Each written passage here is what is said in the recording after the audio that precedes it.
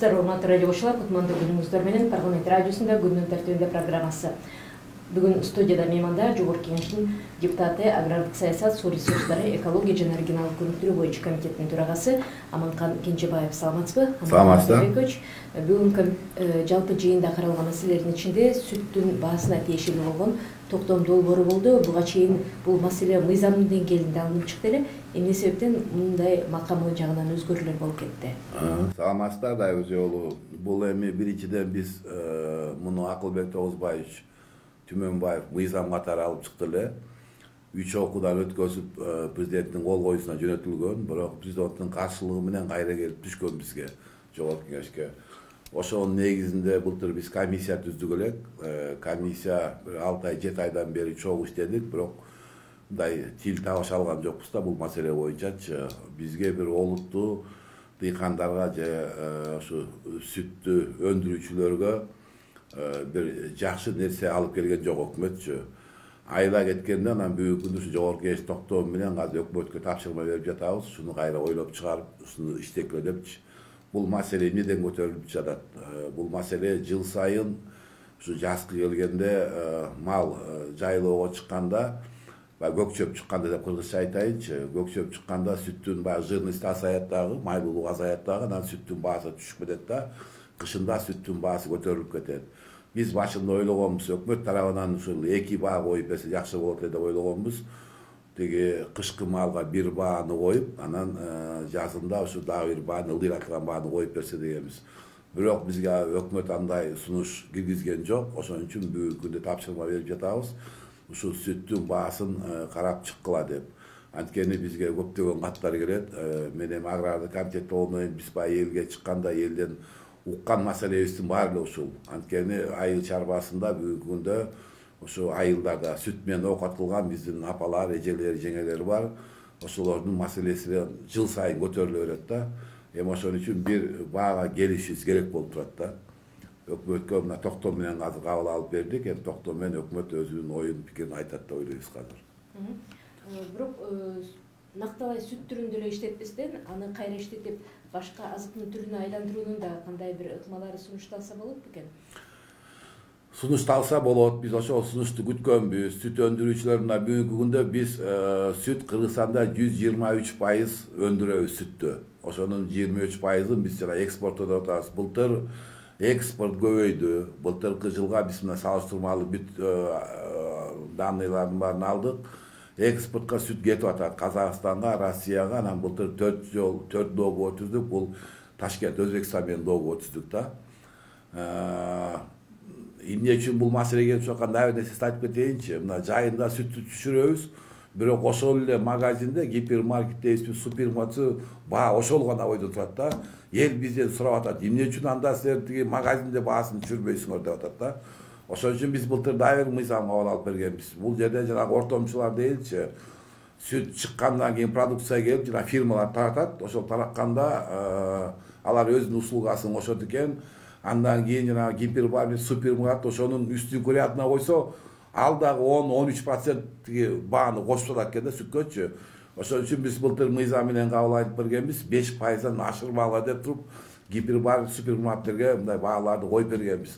Бирок бүт баары эле бүгүнкү күндө ушул качкысы келет да, эч ким жооп бергиси келбей атат. Ошон үчүн биз токтом менен жана Жогорку Кеңешке, өкмөткө берип атканыбыз ошол себептен. Муну бирөө Айыл чарба министрлиги өзүнүн контролуна алыш керек. Анан ошондой эл менен, өндүрүүчүлөр менен, сатуучулар менен андан тышкары жанагы заготовительдер бар, сүттү чогулткандар бар. Алар да өзүнүн баасын кошот да. Ошонун баарын бир тартипке алып келели деп атабыз. Мына ачык айталы, мына сүттүн өзүнүн да расходу бар, упаковкасы бар. Биз өндүрүүчүлөр да туура түшүнөлү, заводдор да туура түшүнгүбүз келет. Биз аларга мындай условия койгонубуз туура эмес. Мен муну биз так түшүнүп жатабыз. Анткени бул эми мировой баа бар дейчи, Россияда баа түшүп кетиши мүмкүн, Белоруссиянын сүтү келип түшүшү мүмкүн. Ошон үчүн биз мунун баарын бир ойго салып, түздөп алсак жакшы болмок эле. Мамлекеттен субсидирование берсек да жакшы болот эле да. Ошону бүгүнкү күндө карабай атат. Биз айтып атабыз, если бүгүн сүт заводдоруна баа түшүп кетип өтпөй кала турган болсо, анда мамлекет биз субсидия жардам берели. Өкмөт ошол сунушту бизге алып келсе аябай жакшы болмок. Мына моундай эле анда биз бюджеттен карайт элек, банктар менен сүйлөшүп жеңилдетилген кредит да берет элек, может оборудование жагынан жардам берет элек. Ошонун баарын бир сунуштап алып келсе болмок да. Биз мына 6-7 ай комиссия менен отуруп атайын сүйлөшүүлөр жүргүздүк. Бир дагы мындай жакшы сунуш келип түшкөн жок. Анан айла кеткенде мына бүгүнкү токтом менен кабыл алып туруп, аны өкмөткө берели деп атабыз. Мындан кийин ушуну карагыла. Биз ар биринин баасы боюнча болобуз. Анткени бул жерде дагы бир нерсени ачык айтып кетеличи. Сүт заводдордун кемчиликтери эмне? Бүгүнкү күндө лабораториялары. Заготовительдер сүт тап келип атат, элден алган сүтү жирность 3-8 болсо, заводдор 3-4төн алып атат. Бул жерде ушул жерде чоң маселе бар да, ошонун бир делениясы 1 сом 36 тиын турат экен. 4 деленияны жеп койсо эле бул уже бир 5 сомду уже сүт заводдор жеп койгон маселе болуп чыгып калат. Биз айтабыз, ошону тартипке алып келе дедик. Андан тышкары өзүңөр билесиңер, быйыл жанагы мыйзамды налоговый кодексти кабыл алганда сүттү мен жанагы заготовительдерге 0,5% деп киргиздип, мен атайын жүгүрүп атып, өзүм сунуш киргизип атып, 0,25 деп бааны киргиздик, налогту сүтүн түшүрүп бердик. Бүгүнкү күндө бир гана швейниктер 0,25 болчу Кыргызстан боюнча. Экинчи мына сүттү гана өткөздүк 0,25 менен. Бул анткени бат бузулуучу товар болуп эсептелет. Эртең күн сүт ирип кетиши мүмкүн да. Ошон үчүн биз сүттүн налогун да түшүрүп бердик. Эми бүгүн заводдор менен сүйлөшкө, жана мен айтып кеткендей жирность боюнча маселе бар деп атпайлыбы? Ушул жерден жирностьти элди алдабаса. Заготовительдер сүт тап келсе, эми сүт заводдор менен спорт этсе, алар айтат экен, эртең сүтүңдү албай коем дейт экен. Айласы кеткенде ал сүттү төккөнгө аракет кылып атат. Ошон үчүн мунун баарын биз ордуна алып келишибиз керек. Бул биринчиси. Экинчиден мындай элди дагы, мамлекетти дагы алдабай, мына биргеликте жумуш алып барсак жакшы болот эле. Мамлекет өзүнүн жумушун кылса, эл өзүнүн, сүт заводдор өздөрүнүн жумушун кылса жакшы болмок эле. Ушул эле маселеге улай дагы бир жагдай келип чыгып атат. Мисалы, жакырчылыктан чыгуу боюнча ар бир жөлөкү алып жүргөн үй бүлөлөрдү 100 000 сомдон камсыздап, алар мал сатып алып, көпчүлүгү уй сатып алып, сүт менен оокат кылабыз деген көз карашты карманды эле. Бирок азыркы сүттүн баасы болгондо алар же андан жок, же мындан жок болуп, орто жолдо мындай жакырчылыктын деңгээлинен чыгуу маселеси кандай болуп калат? Бүгүнкү күндө эми мен биздин ажыбызга кандай жекисип атканын билбейм. Завод өндүрүүчүлөр өзүнүн баягы требованиясын коюп атат да, бүгүнкү күндө биз андай иштей албайбыз, биз андай сүттү албай коебуз деген коркунучтарды айтып атат. Андай болбойт, мамлекетти коркутпаш керек. Андан көрө бир жыл таап алып жумуш алып барыш керек. Сиздин берген сурооңуз боюнча да, жана жөлөк пул боюнча 10 000 кишиге да быйыл да карап атабыз. Эси сүттү ала турган болсо, сүт менен оокат кылгандар болсо, биз муну өнүктүрүшүбүз керек. Сүттү алышыбыз керек. Сүт заводдору ошону туура түшүнүш керек. Элди бүгүн жакырчылыктан алып чыгуу маселесинин бири ушул. Жана 100 000 сомго андай чоң бизнес аша албайсың. Хотя бы бир уй сатып алып, ошо менен өзүң үй бүлөңдү багып, андан кийин ошону бир көбөйтүп 2-3 уй кылып туруп, анан кийин дагы жумушчу орун таап берсе, биз жакшы эле болмок. Ушуну мындай отуруп алып, круглый стол баарыбыз туура чечсек жакшы болмок да. Бирок элден бир суранып келе турган нерсе, бүт эле күнөө мамлекет менен жана заводдордо эмес, бул жерде элдин да күнөөсү бар, аны ачык айтышыбыз керек. Сүттү сатканда жана антибиотиктерди атып атат уйларга. Ал эми антибиотик адамзатка зыян негизичи. Бул ооруга да зыян. Сүт ичкен кишилер ооруда, бул антибиотик адамдын чыкпайт. Аны да туура түшүнүш керек. Бул биринчи маселеси. Экинчи маселеси сүттү таза өткөрүш керек.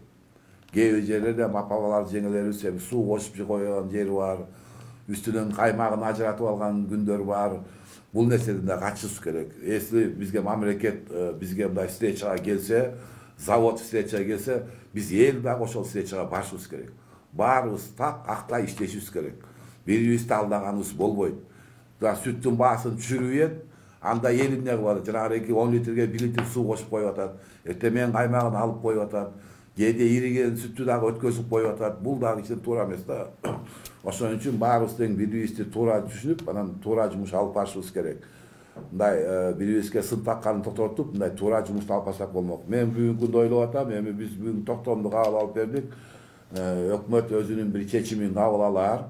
Анан чечимин кабыл алгандан кийин бир круглый стол кылып, баарын чогултуруп, анан баарын ачык айтышыбыз керек. Ким канча акча таап атат? Биз бирөөнүн мындай кийип жүргөн шымын чечип алалы деген оюбуз жок. Завод иштебей калсын деген оюбуз да жок. Завод иштеш керек. экспортташыбыз керек. Бирок баарыбыз бирибиз түшүнүп, элди алдабай туура баага алып келиш керек. Бирөө байып кетип, экинчи эптеп оокатын кылбашы керек. Баарыбыз бирдей кылалы, бирдей алга жылалы деген ой. Рахмат. Атайын уақыт бөліп келіп бергеніңіз үшін, урматтуу радиочулар, өзіңіздер оққандай Жогорку Кеңештин бүгүнкү жыйынында сүт азыктарынын бааларына тийиштүү болгон Жогорку Кеңештин токтом долбоору каралып, бир добуштан чактырылды. Бул багытта маалымат берип, студияда Жогорку Кеңеш депутаты, агрардык саясат, суу ресурстары, экология жана регионалдык өнүктүрүү боюнча комитеттин төрагасы Аманкан Кенжебаев болду. Саламатта болуңуздар. Рахмат.